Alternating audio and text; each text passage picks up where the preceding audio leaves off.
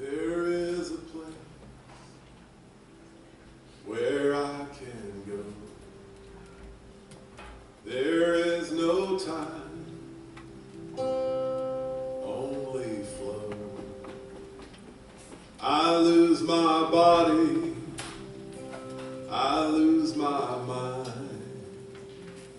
my secret place, leave the world behind. And music is my medicine. Music heals my soul. Music is my medicine, makes me whole. Music makes me whole.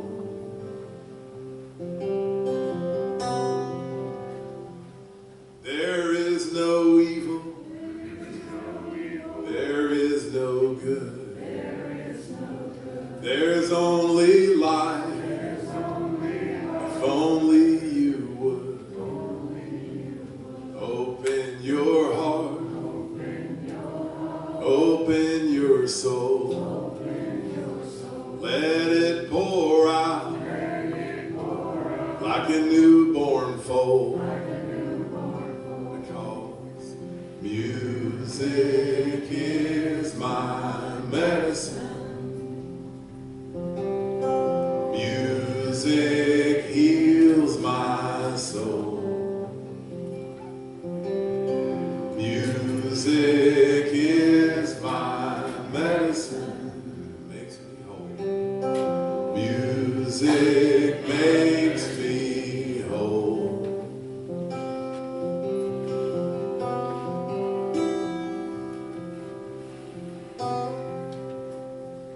I feel it now. Wash over me. Just close your eyes. Now you can see. Mother Earth, Father, Son. All we know, it's all the one. Because music is my medicine. Music heals my soul. Music is my medicine. Music makes me whole.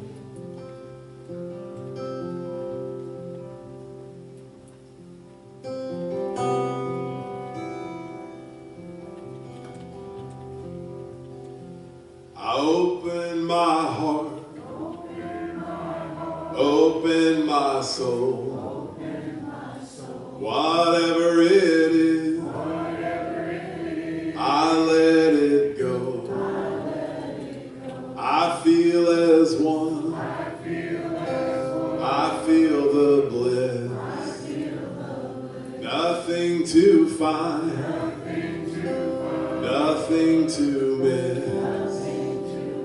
Because music is my medicine.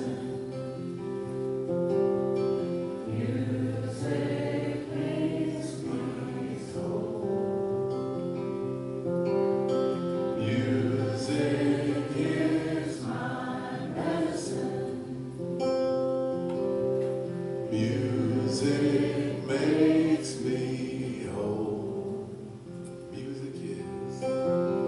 Music is my medicine. Music heals my soul. Music is my medicine.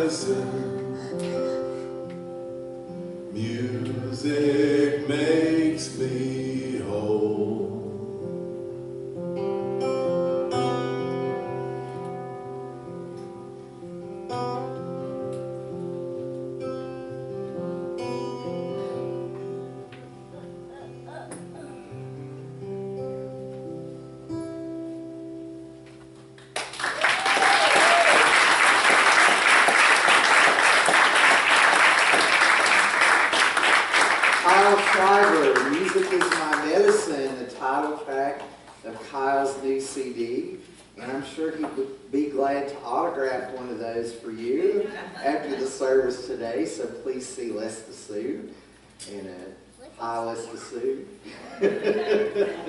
from Myrtle Beach. Music is my medicine. Music makes me feel good. It makes me feel better. I don't know if some of y'all know that Kyle had an article in Connect Savannah this week that was a review of his CD. If you get our weekly email, I sent out a link to that this week.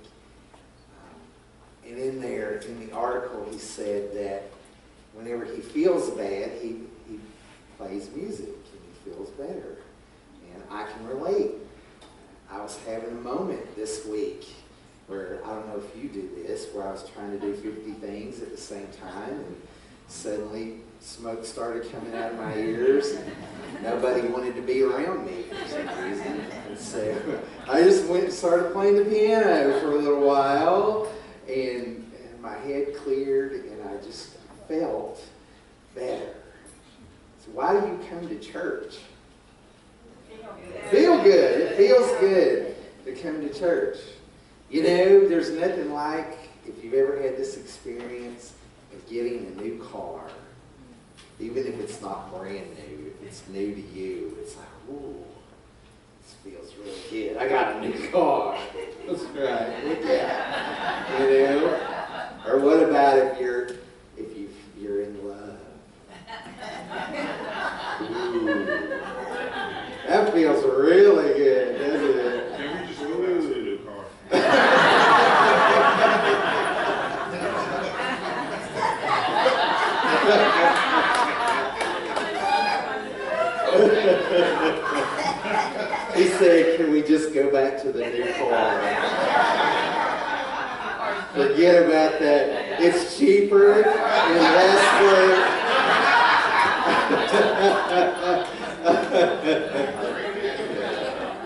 So, I mean, if you think about it, really, you don't want the new car. You just want what it feels like, right? You want the feeling, you know? If you're in a relationship, you want all of those good feelings. And maybe not some of the not so good feelings that you feel sometimes. So what we really want is the feeling. I promised y'all last week, if you were here or you watched this on the internet, that we were going to talk about our third principle, the law of mind action, which is y'all are good, y'all are good. And the idea that the feeling is the key. I've been reading and working with this little book by Neville Goddard called Feeling is the Secret.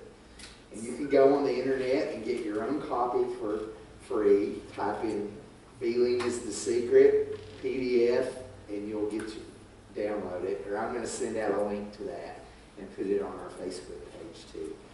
It's a really small little book, only a few pages, but it has some of the essence of our teaching in it. In fact, he says in one place in the book that if you get this core teaching, everything else is just commentary. Feeling is the secret. Feeling is the key. We talk a lot about change your mind, change your life. You change what you think, and you change what you experience.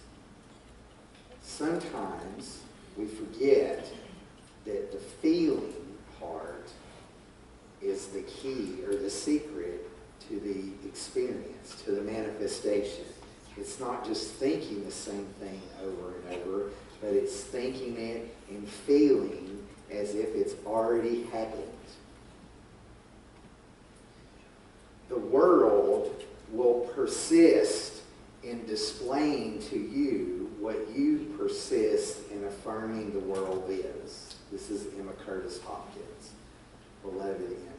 The world will persist in displaying to you, reflecting back to you, showing you what you persist in affirming the world is.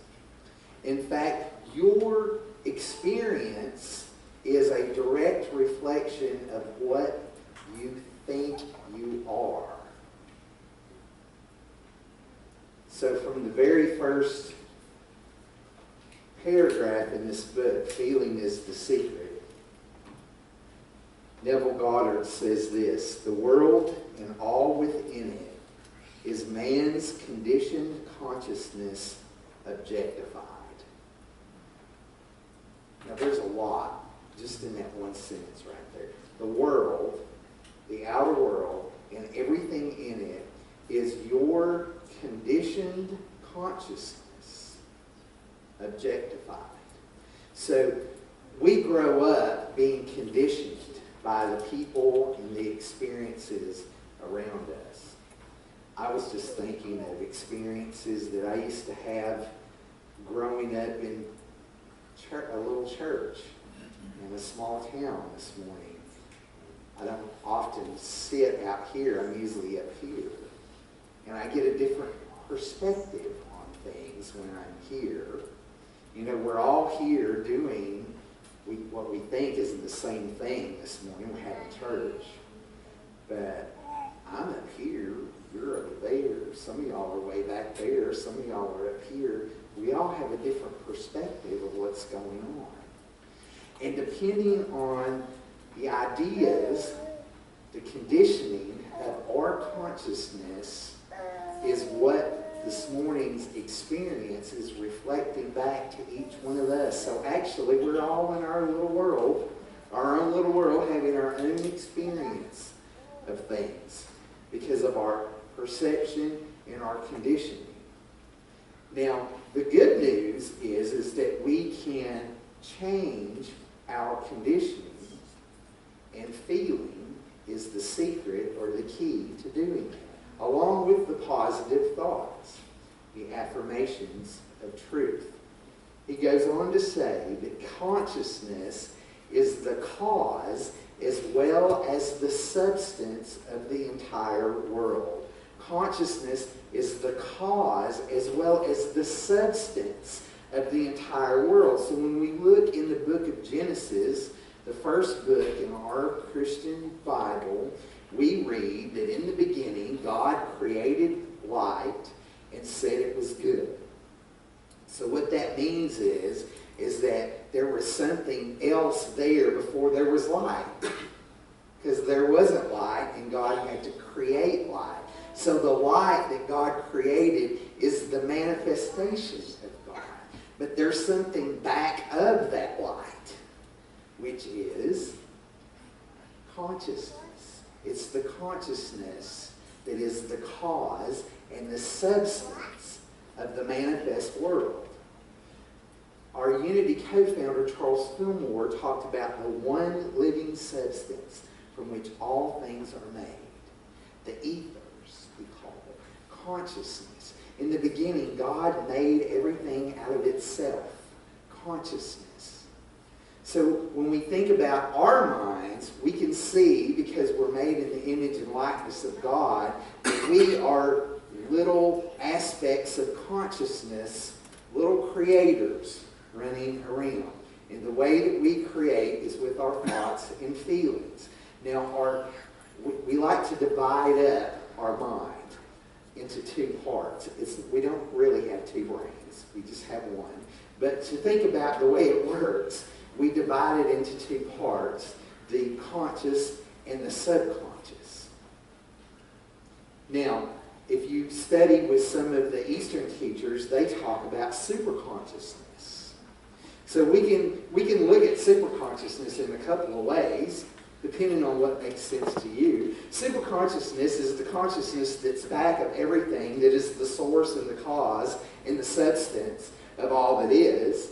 And our minds are little reflections of the superconsciousness. Or you could say that we are three consciousness in one: superconsciousness, conscious, and subconscious. And that our superconscious is the Christ. And then there's our conscious mind, which is aware of everything that's going on, that receives impressions from the outer world through the five senses, and then there's the subconscious mind, which even seems kind of hidden or mysterious. Now, this is metaphysically laid out in the Bible in the book of 1 Corinthians.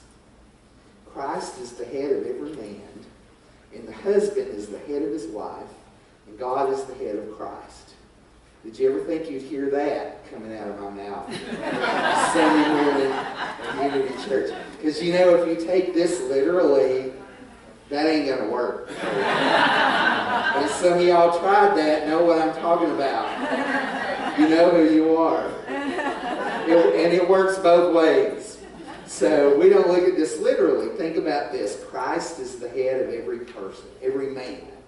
Christ is the head of every man, the superconsciousness. The Christ that we are is the head, the source of the idea. And the husband, the consciousness, is the head of the wife, the superconsciousness. Now, if you've ever been in a relationship and you've tried to make your partner do something, how did that work for you? Maybe for a minute, but then there's resistance and pushback. So when we're working with our conscious mind and our subconscious mind, we want to come at it from the position of a lover or someone that's trying to persuade or be nice than to force something. It's an allowing more than it is a forcing. So the conscious mind receives all the impressions through the senses and interprets them according to its subconscious conditioning. And where we fall down is that we think that the outside is the truth, that the cause. And we forget that the superconsciousness is the cause. And the outside is the effect. But not yet being a spiritual master and having complete dominion over my thoughts and feelings, sometimes I fall into the trap of thinking that what I see in the world is the truth of being. Are y'all following me on this? Good. Okay, so the conscious mind, which is represented by the man in this verse, makes all the decisions and has preferences. This is where your personality lies right here. I like this. I don't like that. I can bite an onion. You can bite an onion. I don't like it. You like it. It's the same onion. We're using a mouth. It's our conditioning. It's our preference. So we get to choose what we're going to think with our conscious mind. So I like this. I don't like this. I think this is bad. I think this is good. I'm going to move toward this. I'm going to move away from this. Okay, but your subconscious mind, represented by the woman in this verse, doesn't make any preferences. Whatever you impress upon it, or whatever is impressed upon it by someone else when you're a little kid, believe is the truth. The subconscious mind doesn't have a preference. It doesn't make decisions. Okay. You go around thinking all the time, I'm an unworthy worm of the dirt, and I'm poor and broke and miserable. Okay. Whatever you say. And then the subconscious goes to work to bring that into manifestation.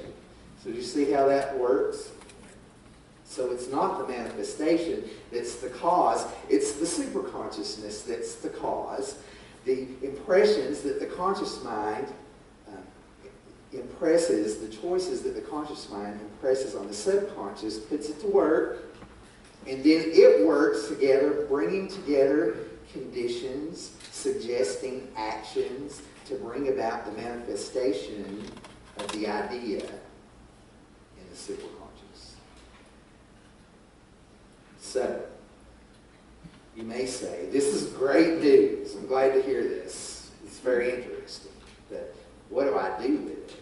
How do I work with that? How do I discover what's in my subconscious? What's the doorway to reprogramming my subconscious? Well, in our book, there's two gateways to the subconscious: sleep and prayer. Because think about it. If you go into meditation, or if you're asleep, you're not aware of any impressions from your five senses. Jesus said, go inside, shut the door, and pray to your Father in secret, and he will reward you in secret. So we turn away from the outside world when we go into prayer. When we go to sleep at night, it's total subconscious activity. We are not conscious of what's going on around us unless a loud noise wakes us up or something like that. We have to go to the bathroom, whatever it is. But for the most part, we are totally in this subconscious realm. So it's very important what we think about before we go to sleep. So if you're up late at night on your phone or playing video games or watching horror movies, and then you try to lay down and go to sleep, what happens is that the feeling that you're having from doing those activities is being fed into the subconscious as you're falling asleep. And then the next day, you wake up having the experience of what you fed into the subconscious as you were going to sleep. I know, I've been working with this for the last few weeks. And let me tell you what, when I'm worried about something, and I'm like staying up at night, and I'm thinking about it, what is the first thing I think of when I wake up the next morning? What I was worried about before I went to bed. There it is again, right in front of me. But if I practice before I go to bed, taking an hour before I go to sleep, turning everything off, getting a real book on spirituality and reading it before I go to bed, saying my prayers. Now you may say, now Reverend Dale, I am not able to just generate a feeling automatically like that, because we know that thought plus feeling equals outcome.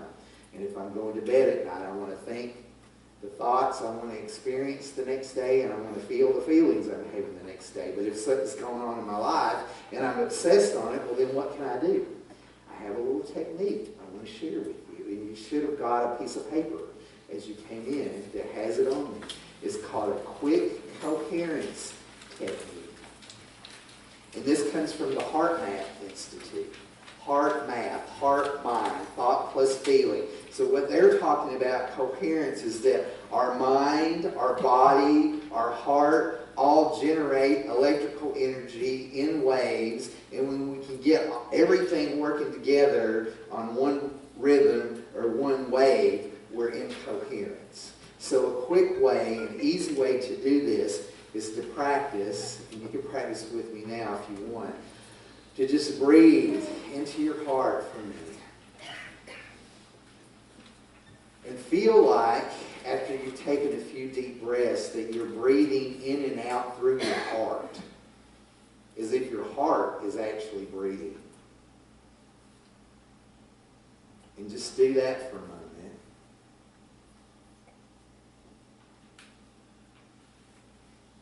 And then bring to mind a person or a situation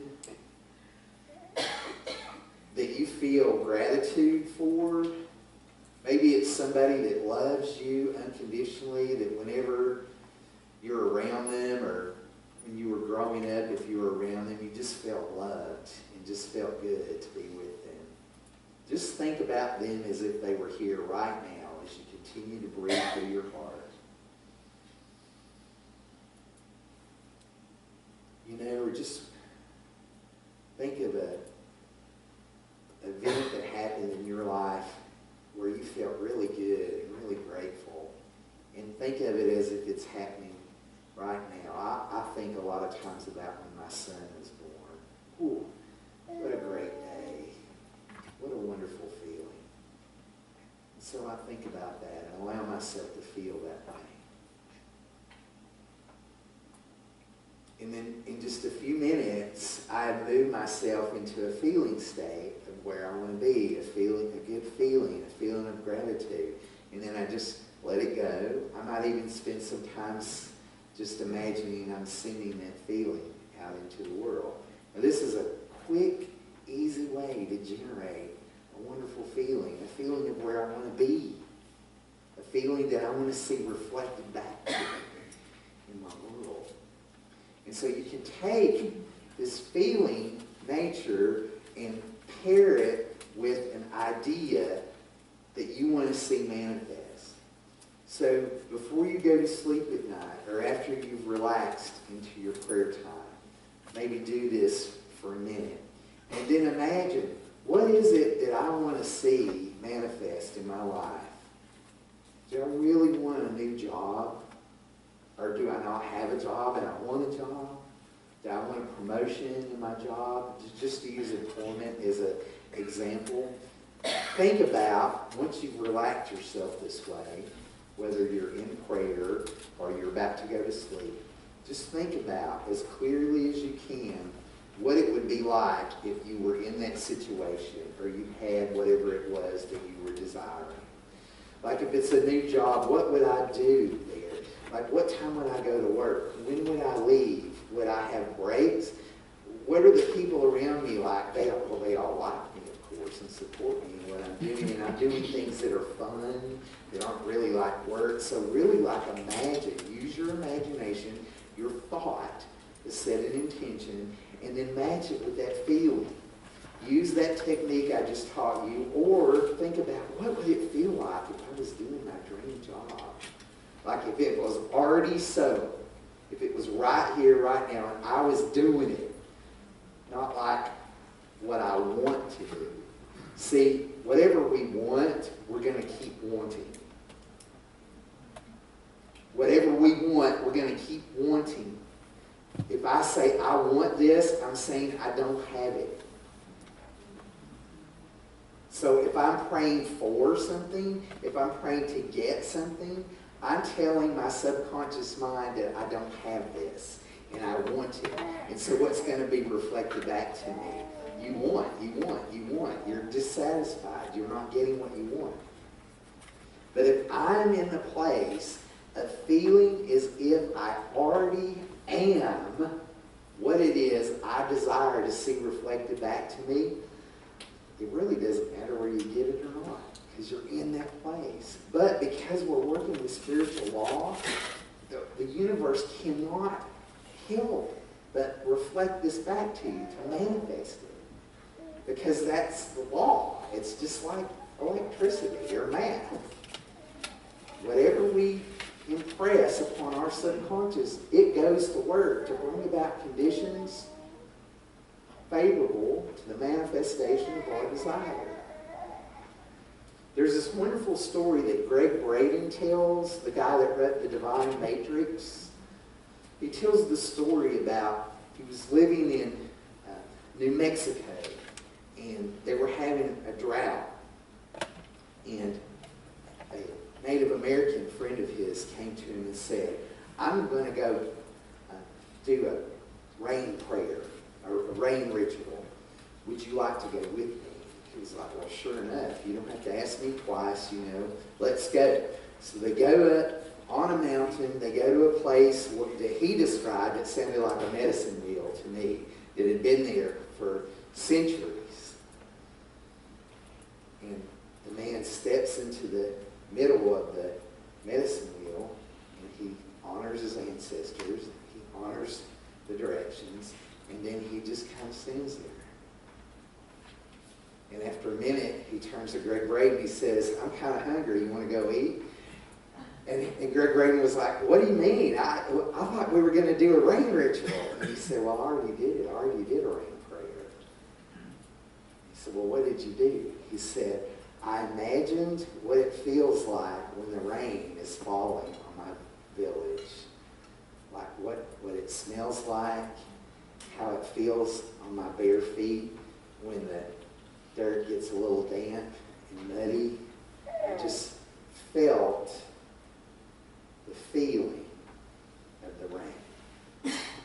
And sure enough, it rained for 2 days after that. So, think about that.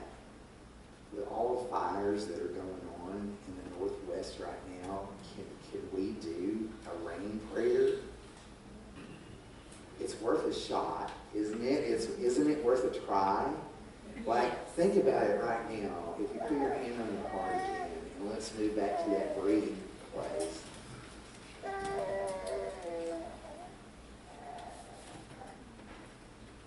Just breathing in and out of your heart. What does it feel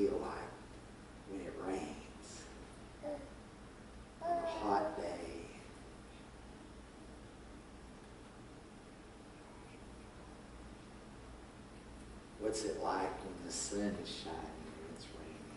It's beautiful. Or coming outside after it's been raining all afternoon and the sun is shining and everything's wet and green and growing. Of course, there's no fire in this.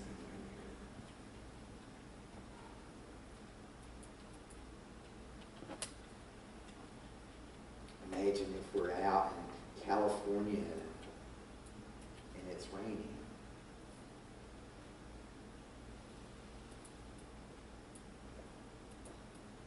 What would that be like? How would it feel? When I breathe in and out my heart space, I sing this love and prayer. I feel it.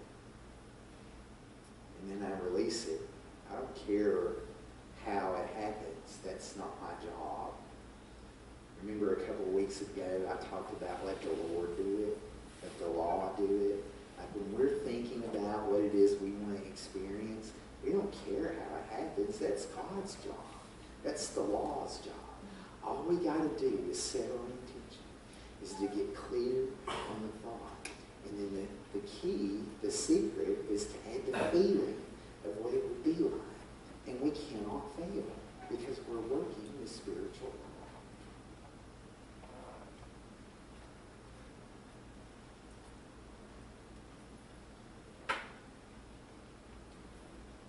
Not by might, nor by power, but by my Spirit, says the Lord of hosts. And remember, when I say Lord, I'm talking about the great law of life. The process, the creative process of manifestation. Get into the spirit of the state desired by assuming the feeling that would be yours, were you already the one that you want to be. Because guess what? You already are that. You're made in the image and likeness of the Most High. You're a holographic representation of everything that God is. All the life that God is, you are. If you want to feel young and vibrant, just imagine what it was like when you were 9 years old and chasing your dog in the yard. Think about that before you go to sleep and see if you can generate that feeling. And then, what a surprise you'll get when you wake up the next morning and you're ready to jump out of bed. As you capture the feeling of the state sought, you are relieved of all the effort to make it so because it already is so. That's why we say, and so it is, after our prayers, because we let it be so, and so it is. There is a definite feeling associated with every idea in your mind. What is the divine idea that's coming forth from the superconscious that is wanting to be expressed as you? Can you grab a hold of that vision that the Spirit has for you and get into the feeling place of what it would be like to express that idea? Capture the feeling associated with your desire by assuming the feeling that would be yours, were you already in possession of the thing that you desire and you cannot fail. Someone invite the band back up. We have another song from Georgia Kai called Let Go. Let go. Let God. Don't try to force your desire. Just allow it to be so. Just allow yourself to be whatever it is that the Spirit is wanting to be as you in this moment. Use your powers of thought and feeling to bring into manifestation that which you desire to see. And you don't have to work at it. You don't have to try. All you have to do is practice and allow. Let go. Let God.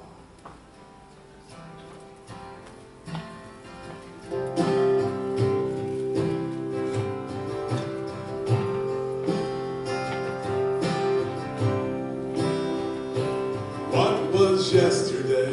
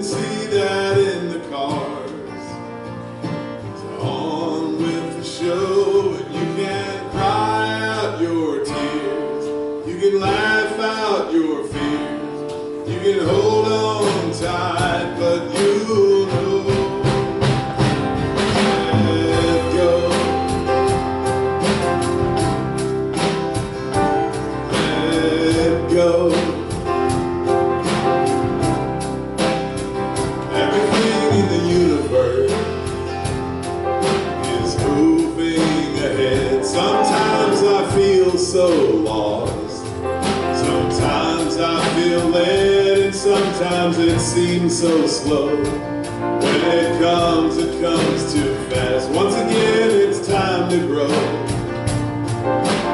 Once again, at last, you can cry out your tears. You can laugh out your fears. You can hold on tight, but you'll know.